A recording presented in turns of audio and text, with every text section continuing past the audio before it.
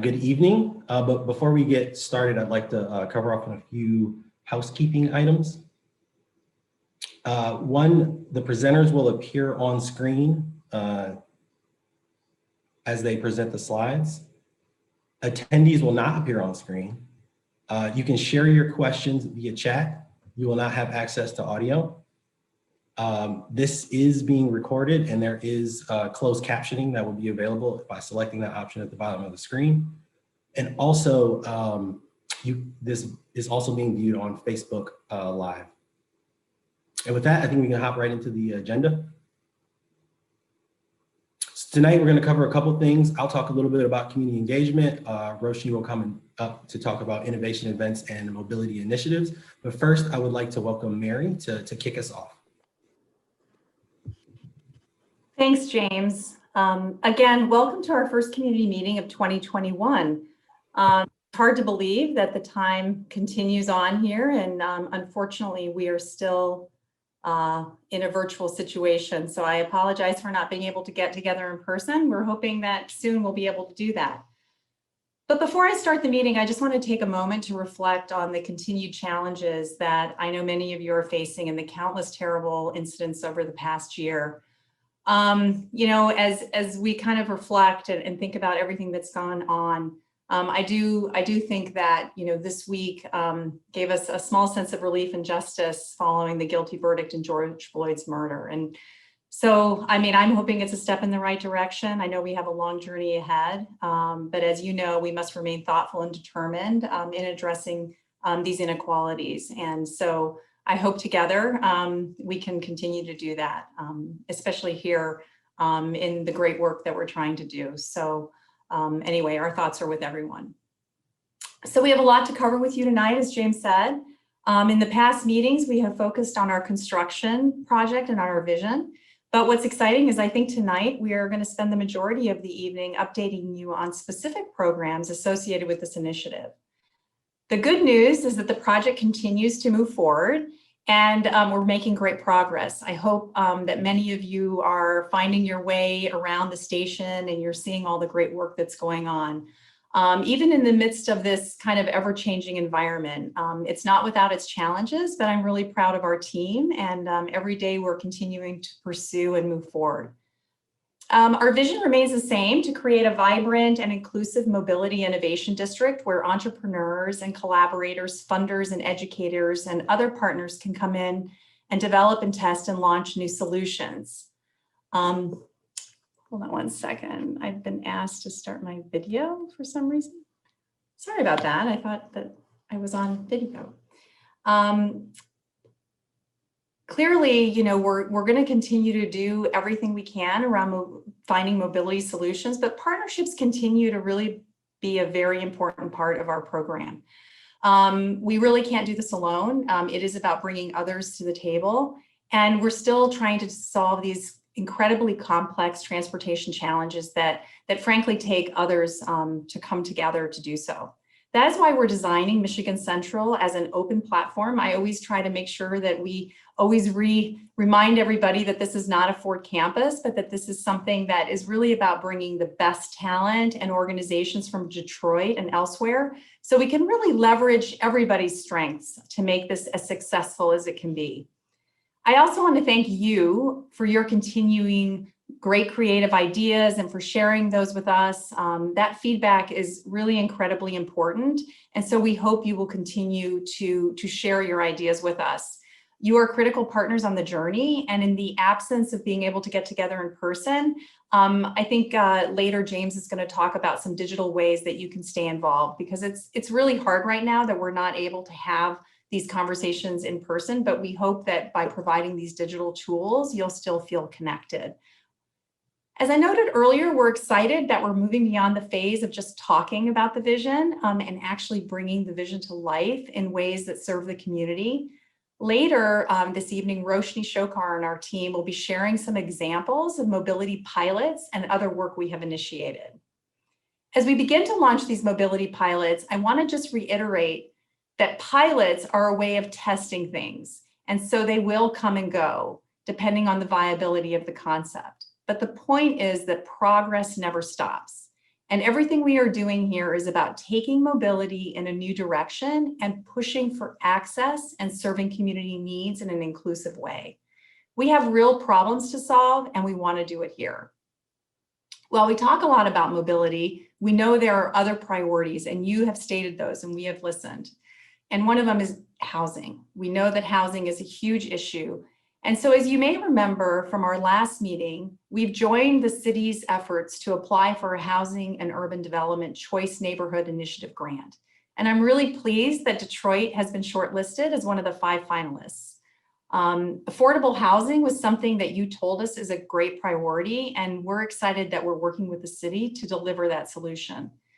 The virtual tour with the Housing and Urban Development was actually earlier this week, and I think the city did a really nice job virtually bringing HUD into the neighborhood, showing them all the wonderful aspects of it, talking about our project as being a catalyst, and just what this important housing project would mean for the community. I really want to thank the city for their leadership because this is a really huge undertaking, and fingers crossed that the city is awarded the grant. I hope so, so deserving. Regarding the restoration of Michigan Central Station and the book depository, we are still making progress, and thanks to the hard work of our great construction crew, and there are about over 450 workers that are on site today, there's just so much progress being done. I was there, gosh, just 2 days ago, and I couldn't believe the columns are off the front. There's so much beautiful cornice work that's been done on the outside. You can really see it coming to life. We also know that workforce development is just another huge community priority. And so we're pleased that our career development fast track program that we've talked about before is leading to real world jobs. For the first cohort, 14 of the 16 participants landed full-time jobs in the construction industry. And the second cohort started in February. And there are 2 more cohorts planned for this year at the station and the book depository. And so I think that's really exciting. As I noted, if you drive around, even if you're on the highway and you look over at the station, you can really see the difference in the color. One side has been cleaned and it's really noteworthy. But there's so much work going on. There's the crews are repairing and replacing the limestone, the terracotta and roofing, and cleaning the masonry. The exterior scaffolding will soon move to the east side and the station, so you will begin the same work over there. And inside the building, specialized crews are recreating the magnificent Gustavino vaulted ceiling and ornate plaster. And this has been a laborious 18-month process and will continue to be so. And what's really exciting is that if you go in, half the waiting room, the ceiling's been completed. So it's very exciting. Next door, construction is in full swing at the book depository as we prepare to open this space to Ford employees and others in 2022. We are also moving forward on the Bagley Mobility Hub that you may remember we talked about at our last meeting, and we showed you some renderings of that.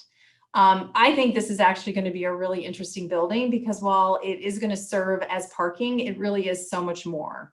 It will be a state-of-the-art tech-enabled mobility center with about 1,253 parking spaces, an autonomous vehicle testing area, electric charging stations, automated payment technology, and smart guidance systems. It will also include public restrooms, bike storage, free Wi-Fi, drinking fountains, green spaces, outdoor plazas, and we hope lots of micro-mobility solutions like e-bikes and e-scooters, which will be a great shared resource with the residents and, of course, the Greenway users, because as you remember, this really sits right on the Greenway that will take folks down to the riverfront. So that's very exciting. Construction work began in February, and I'm really pleased to announce that minority-owned Devon Industrial Group, an affiliate of Wallbridge, Inc., will oversee the construction project. And actually tonight, we have the co-CEO of DIG, Stephanie Burnley, who's on the call tonight. And we're just so thrilled to have her as part of the team. And I think she's really excited to be a champion and participate in all the great work that's happening in Detroit. So I'd love to just have Stephanie say hello and say a few words about herself. Hi, everyone. I'm Stephanie Burnley, the co-CEO of Devon Industrial Group. Thank you, Mary and the Ford team for having us as a contractor for this opportunity. Our team is looking forward to being part of this energized community that attracts good jobs and top talent. And we're looking forward to what comes of the new Corktown.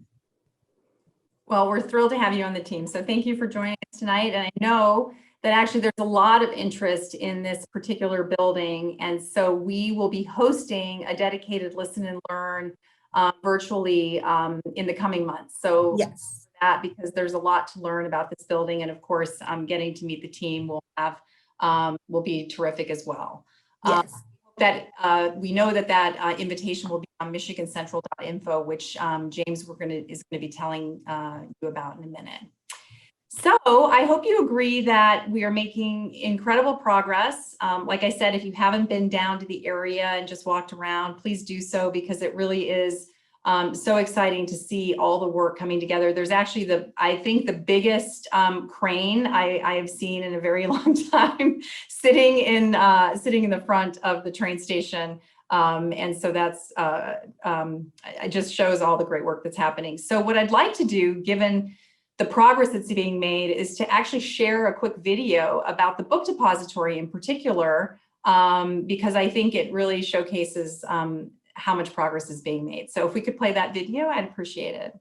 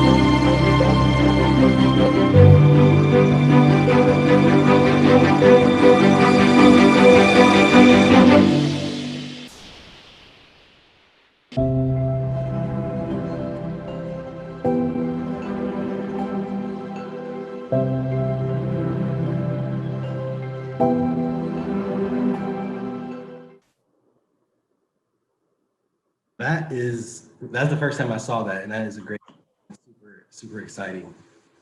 Thanks, Mary, for taking us through all the progress we've made so far and talking about the vision. But as we work towards that vision that you laid out, we know it's going to take cooperation and partnership with this community to really bring this project to life. And I just wanted to say thanks to everyone who's been so supportive in the work that we're trying to do in Michigan Central, attending these meetings and our listen and learns, and inviting us to participate in your block club meetings and associations, and frankly, taking my phone calls. It's really inspiring to see such a engaged and dedicated group of neighbors. Some of you might be aware of another Ford neighbor in the neighborhood, the Ford Resource and Engagement Center on Bagley Avenue. The work that Sean Thompson and her team are doing to provide essential services and nourishment to people who need it is truly amazing. And I'm personally thankful for the work she does and the support she provides as we all work together in the community. And community is super important. And that's why we try to come up with another way for us all to stay connected. We want to provide every opportunity. I think we might have lost the slide.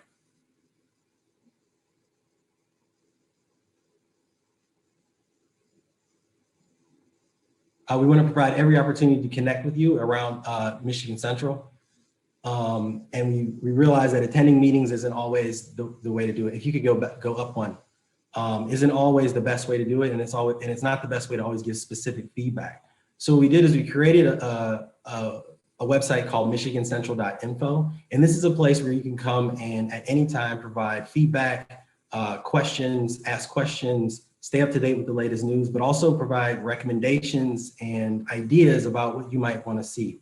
One example is here on the screen, and I'll read it out for everyone. So Deborah Walker from Corktown responded to the question, how can Michigan Central enhance neighborhood mobility?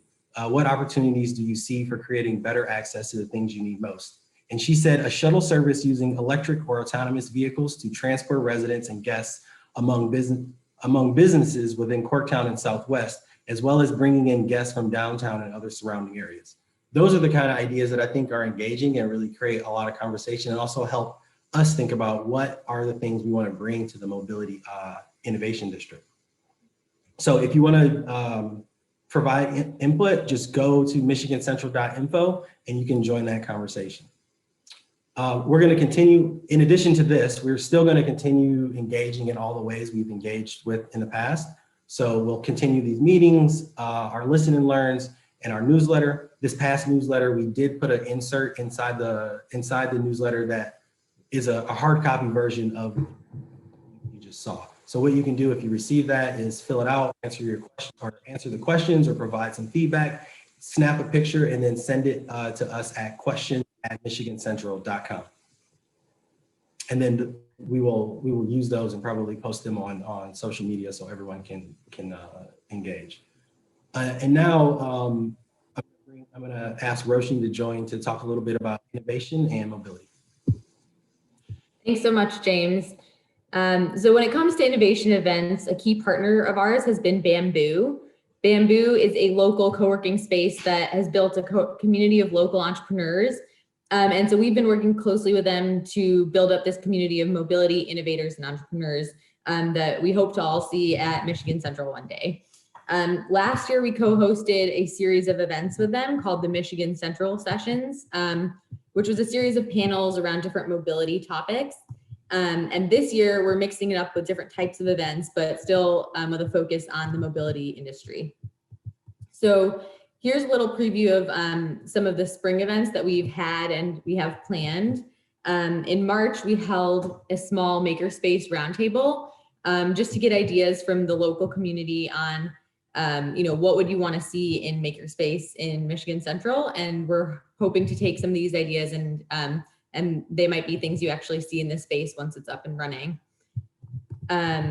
And then in April, coming up next week, actually, we have a mobility show and tell, which will feature different mobility entrepreneurs sharing lessons that they've learned from launching their pilots in Michigan. So we're really excited for this event. If you want to sign up, it's open to the public, so you could visit the Bamboo website below in order to sign up for that event. And then next month, we have a panel planned on raising venture capital focused on mobility startups. So stay tuned for details related to that as well. But most importantly, I want to extend our appreciation to the Bamboo team. Amanda Lawan, Cassie Karovos, and Allison Todak have been instrumental in making these events possible. And so we've been really appreciative of working with them. So diving into some of the mobility initiatives, this is going to be a big focus of the meeting today. And so we wanted to talk to you about some of the things that you'll be starting to see in the neighborhood. Ford and Michigan Central are committed to creating mobility solutions that improve the way that people and goods move. The Michigan Central Mobility Innovation District is playing a key role in developing these solutions by creating an environment to develop, test, and launch innovative technologies. As Mary was mentioning at the beginning, it's going to take more than just Ford and just Michigan Central, and we're really excited to bring all these different pieces together. As part of this, you'll be starting to see some new transportation-related technologies being tested in the neighborhood surrounding Michigan Central. This could be anything from sidewalk displays to autonomous vehicles. And some of these technologies might just be things that you see on the street and it'll be something new, but in other situations, there will be an opportunity to participate in pilots. Given that these are going to be happening in your neighborhood in and around Michigan Central, we want to keep the communication lines open about what's coming and also make sure that you all are aware of opportunities to get involved. Our goal is to make sure that these pilots are as meaningful for the residents as they are for the mobility companies that are launching them. And so we're really excited to get whoever's interested involved. We think it's a really great opportunity for the community to kind of connect with some of the innovation that's going to be happening at Michigan Central. So by participating in these pilots, you could provide input that could actually have really meaningful impact on how mobility companies design, their service or a new technology that they're trying to launch. In some cases, participating in a pilot might mean you get to try a technology before anyone else gets to. So think about getting the opportunity to try Uber or Lyft before they are available to the public. And in some cases, participating in a pilot could come with other benefits as well.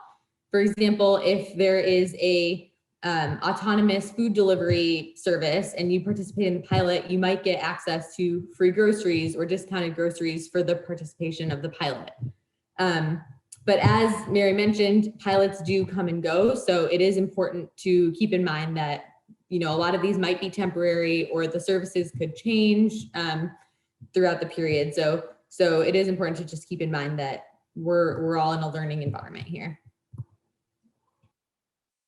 So in a little bit, we'll be diving into some of the pilots that are to come, but I did want to share a recent successful pilot that's happened because there actually have been several pilots taking place in Detroit and in the district in the past. So one recent success was Ablelink, which was one of the winners of the Forward City One Challenge.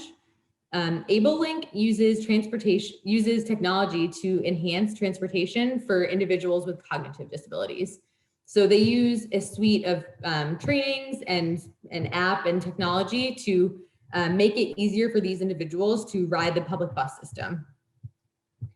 They recently launched a pilot in Detroit to help individuals access the Michigan Central District area using the DDOT bus service. And so they launched this pilot with 15 individuals and it was extremely successful. Of the 15 individuals, 80% of the 15 individuals, none of them had ever ridden the bus by themselves beforehand. And 80% of them after this pilot rode the bus by themselves and felt comfortable doing so in the future. You can also see some of the feedback here that they really appreciated this service. It made them feel like they had a friend kind of helping them along the way. And so this is just an example of, what could come from some of these pilots. And Ablelink is now exploring launching this service more widely in Detroit. So while that's an example of what has already been done, we have a number of exciting initiatives that we want to share with you on what is coming over the next several months and year. A lot of these pilots are going to be through Michigan Central's collaboration with Newlab. Newlab is a community of innovators that solves the world's most pressing challenges. So together, we launched something called the Accessible Street Studio last year that is focused on solving mobility challenges in and around the Michigan Central area and in Detroit. The studio launched an open call at the start of the year seeking startups that have technologies that can be applied to some of the most pressing challenges that we've heard exist in the neighborhood. So some of these focus areas include an easier first and last mile, welcoming and safe streets, access to mobility information, and access to essential resources. So over the last several months, we've had a number of startup teams apply, and then we worked with a trusted group of local advisors to kind of narrow down these pilots and see what we thought would be the best fit for our community. And through that process, we've narrowed it down to 8 teams that will be launching pilots in and around the Michigan Central district area over the next several months. We're going to be making a public announcement about these teams in the next coming weeks, but we wanted to give you a little preview of some of the things that you could expect to see. So this kind of walks you through the eight pilots. Some of the highlights include an electric powered shuttle. So this could be a shuttle that connects you to the DDOT bus service, or a shuttle that takes you all the way to a doctor's office. Another exciting example is a robot delivery service. So think about little sidewalk bots that could bring prescriptions to you or could bring groceries to you. And then another one to highlight is an affordable electric vehicle car sharing service. So those are some examples of what could come in the next few months.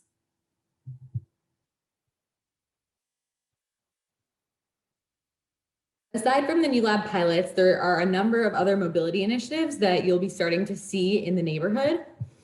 As part of Ford's ongoing research to develop mobility solutions that improve how we move, over the next few months, we'll be operating 2 low-speed shuttles in the Michigan Central Impact Zone area to gather data and better understand the mobility environment, such as traffic patterns. So this right here shows you what the vehicle will look like. And also on the right, you can see a map of the area that it'll be operating in. The team will be testing it throughout the day, throughout the week during the day and evening, just to get data on traffic patterns at different times. And the shuttle will be manually driven by a human driver. So as we develop a comprehensive understanding of the area, Ford will be able to determine the next phase of testing and share those details with the community. Another engaging opportunity that we have coming up is the Bridging Histories Building Futures project. They were another winner of the City One Challenge.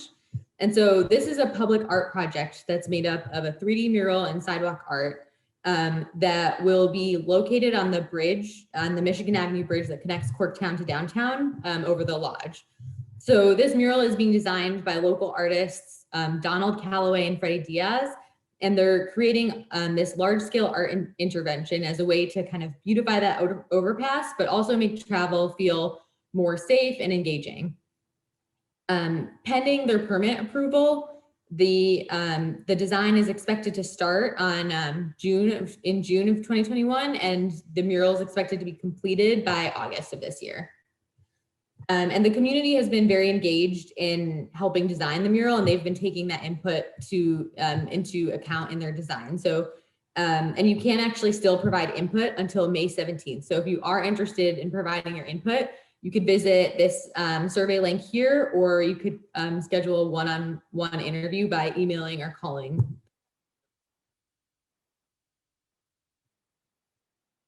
Another initiative that you can expect to see this spring is the Mercy Education Project Mobility Hub, which was another winner of the Ford City One Challenge.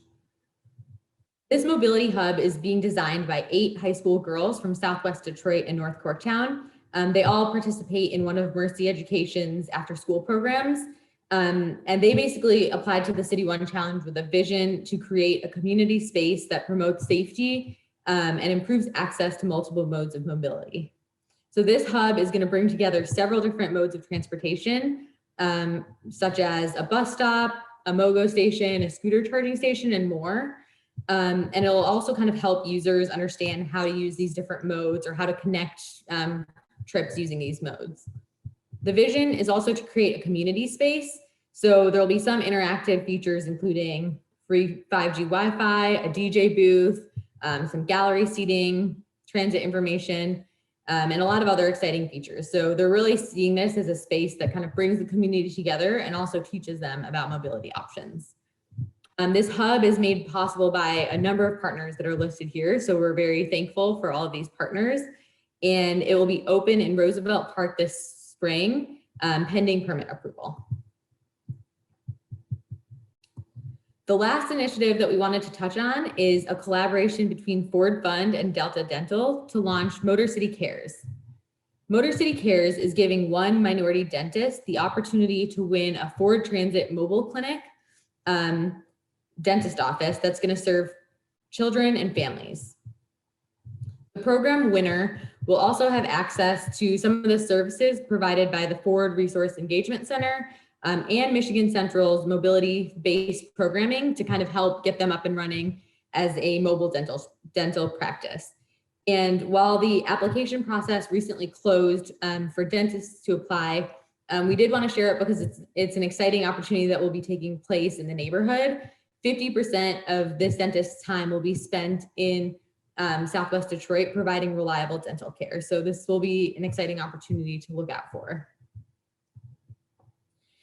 So with that, we hope you're looking forward to these pilots as much as we are. We're really excited to see this kind of help bring the Michigan Central District to life. And as we mentioned earlier on, there will be opportunities for community members to participate in pilots. So if you're interested in, being contacted for pilots that are relevant to you or that you are interested in, please go to the following link and fill out a short form that we have, and we'll be in touch with more information.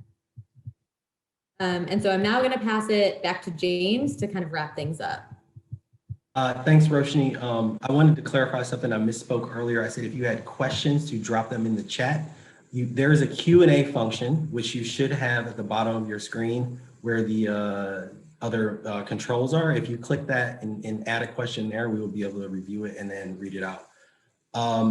As you kind of ask your questions, I think what we have next is a way to kind of show some of the updates that we haven't talked about tonight in a short video. So if we want to play that video, and then we'll come back and do the questions.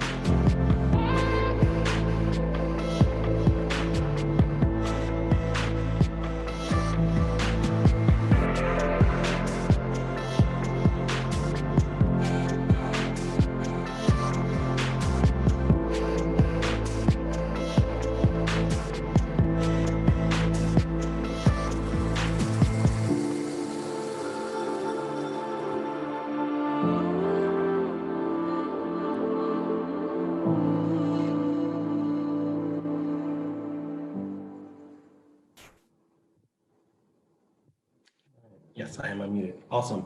Well, that was cool. So we do have a few questions. We had one that actually came in before the meeting. I want to read it out, and I'll ask Heather from City of Detroit to, sorry, I just lost the question. I'll ask Heather to unmute to respond to this one, and she can, if you would also introduce yourself. But the question is, would it be possible to include an update on how many home repair applications were accepted and how much money is committed? Sure. Hi. So I'm Heather Zygmuntovich. I'm the director for Bridging Neighborhoods, who is implementing the Ford Home Repair Program on behalf of the City of Detroit. So we, when we had announced that we were taking over that program and starting it in December, we announced that it's the $750,000 program that was committed, and that there are 50 grants associated with that.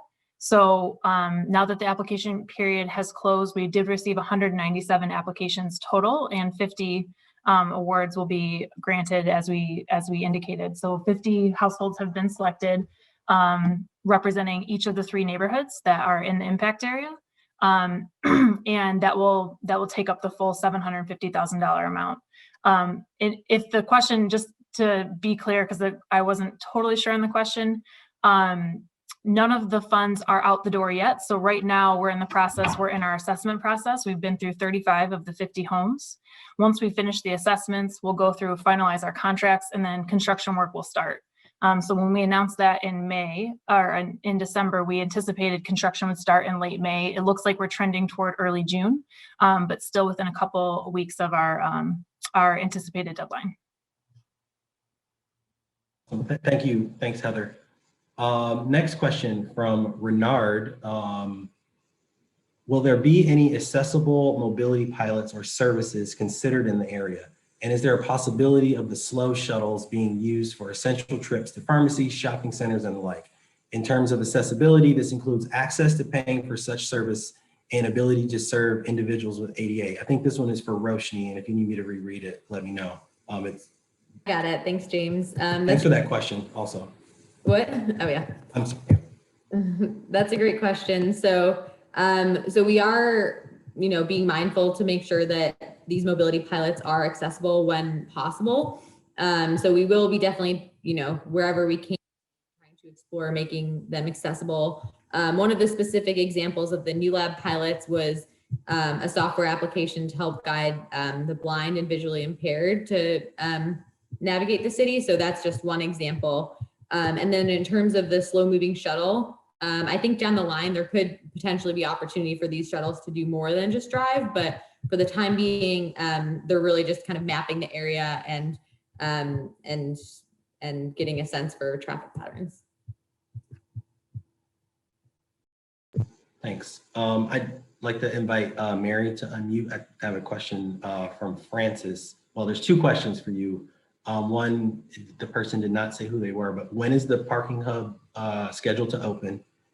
And I'll let you go ahead and answer that, and then I'll ask the next one. Yeah, so the parking hub is scheduled to open in conjunction with the book depository. So, probably sometime next spring, early summer. And so we're excited about that. Obviously, the two go hand in hand. Okay, and the next one is also about about parking, and it's a bit long, so I'll try to break it up a little bit. Okay. What is the vision for managing parking district-wide? Are existing and future development interests actively coordinating this opportunity to minimize the need for building additional disconnected parking facilities?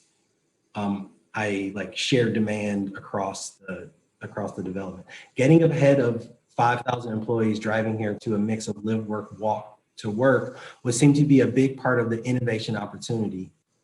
If the city would be open to partnering on a district-wide plan, would Ford take leadership on that? Well, Francis, I think it's a great question because obviously I love your point, which is if it's an innovation district, especially around mobility, we certainly don't want to be thinking about parking, in a traditional way.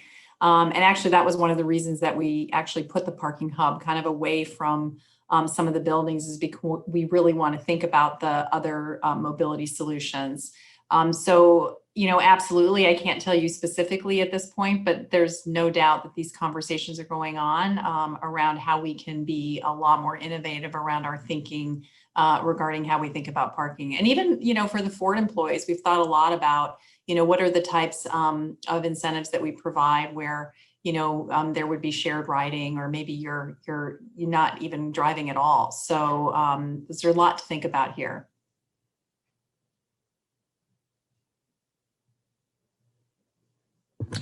Another one for Mary from another autonomous. I got autonomous on the brain. Anonymous attendee. Will there be public art at Michigan Central, including opportunities for local artists?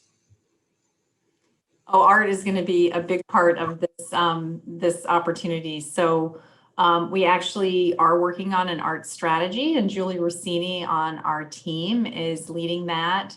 So I think there'll be a lot more information coming out about getting involved in the art. And of course, local artists will be front and center as we think about the opportunity here. There's no doubt as we think about the whole place and a lot of the public realm and even inside the buildings, we want art to be front and center. Cool. And we have also, just to add, started conversations with local artists. That will be something for sure that is in there.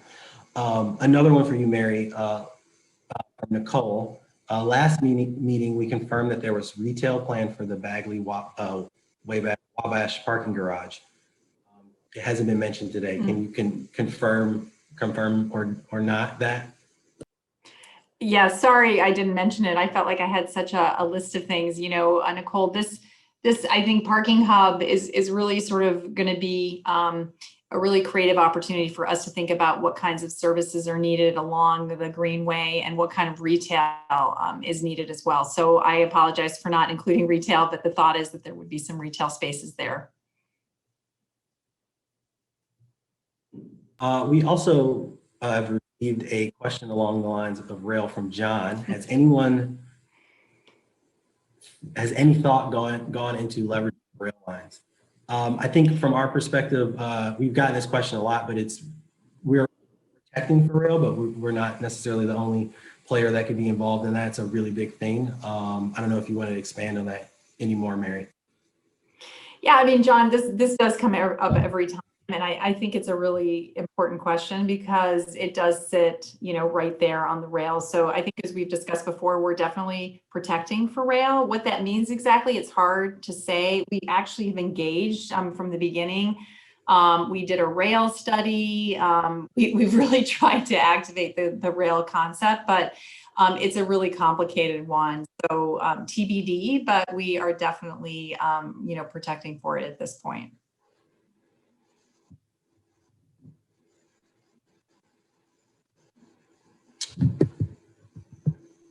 We have a question from Thomas. Our office has received some calls about the status of the community fund that was established through CFSEM as part of the CBO. Can you please provide an update and any other details known at this time, when funds may be available, how folks can access, etc.? I'm not 100% sure of the CFSEM fund. I don't know, Mary, do you have any insight into that question? I was just trying to think of what the acronym is. Maybe if Kevin is on. Is Kevin on yet from the city? I thought he might know. Or Gabby Bruno, who also might know. Sorry, these acronyms.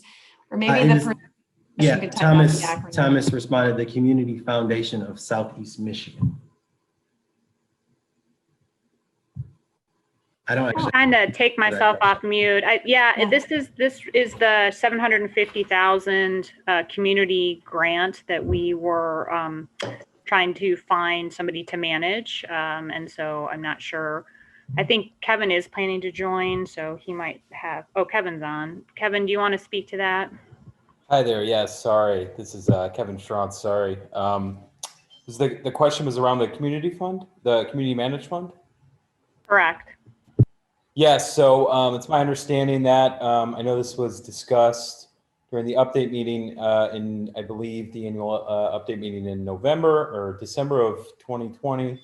And I believe the plan is to launch that the late second quarter, early third quarter of this calendar year. Thanks, Kevin.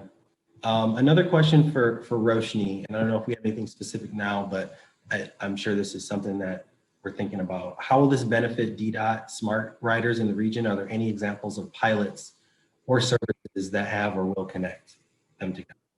Yeah, so we don't have specific examples to share at this point, but integrating with DDOT and SMART and the public transit that already exists in Detroit is one of the key goals of this studio. And so one of the things we heard early on when we were talking to community members was that, I have a bus stop that's a mile and a half away, but like getting to that bus stop is hard for me. So we've taken that into account as we're designing some of the pilots and are trying to think about how can we help riders get to that first or last mile part of their trip. We also do have DDOT engaged with the studio. So we have an advisor on the studio board who works for DDOT and has been providing her input throughout this process as well. So we are trying our best to make sure that we can connect and help those riders. We have another kind of transit question. Has there been consideration of additional transit between this campus and Dearborn? I know rail cars ran along Michigan long ago. I'll pass that one to Roshni also. I don't know if you have a specific answer for that yet, but. We don't have a specific answer yet, but we are considering different, shuttle options or transit options to get between the Dearborn campus and the Michigan Central campus. And then, as I'm sure a lot of people are aware, the Cavaney route will one day be running along Michigan Ave as well. So that could provide additional transit.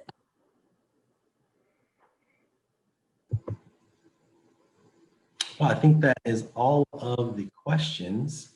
So thanks everyone for all your questions, and thanks for the answers from the team.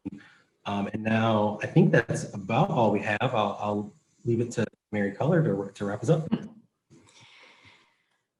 Well, thanks, James. And I guess thanks to everybody who joined tonight. We really wanted to, like I said, move from really talking about the vision to talking about these pilots that, you know, we're enabling these opportunities for these types of pilots to happen so that we can learn, which is very exciting. I hope you'll follow all the great progress on the construction and you know, everything else that's going on around here at michigancentral.info. I do want to point out this picture. I want you to know that we did not take it in the winter. You'll see the beautiful yellow tulips. It's shocking to think that we actually took this picture this week. For those of you who know, it actually snowed here in mid-April, but we're looking forward to obviously some warm and sunny weather. And I wish for you and your families a very healthy spring, and we look forward to connecting with you. Sorry, Mary, I don't want to interrupt, but we did miss one slide. I just want to give everybody the opportunity, and that was my fault. I skipped that one. If we could go back to the slide that shows the, we still have about 15 minutes. So if we go back to the one that shows the different ways to connect with us. Yeah, this one's important, and I know we're up early and I didn't want to miss it. We still have all the normal ways to connect with us: Facebook, phone, email, the new Michigan Central info, as well as the hub at the hub website, michigancentral.com. One thing I just wanted to point out here was our email address has changed to questions@michigancentral.com. So if you want to send something directly to the team via email, that is the address to do it. Sorry for interrupting. I just didn't want to. No, this is very important. And I would suggest people take a picture of this or whatever so that you can have all the resources available to you at your fingertips so that you can follow it. We've spent a lot of time over the last couple of months really trying to put some great information on the website and really have it be a good location for people to stay abreast of what's going on. As you know, we did have this wonderful information center at the corner of Rosa Parks in Michigan, which, you know, we wish we could keep open because it had such great information. It was our way of really inviting you in to you know, provide input and follow the story. But unfortunately, due to the current situation, it's not open. But there are things on the windows for those of you who walk by. We'll be having some digital imagery there and some digital information. But really, these different options for you are the best place to find the latest information. So I hope you'll stay engaged, and I hope you'll give us your ideas. We really appreciate all the input. And like I said, thank you so much for taking the time to join us tonight. I know it's time is valuable, and we really appreciate that you have joined us, and hopefully you learned something tonight, and we'll look forward to seeing you soon. Thank you so much. And thanks to my team and everybody for all the great work. Appreciate it. Bye-bye.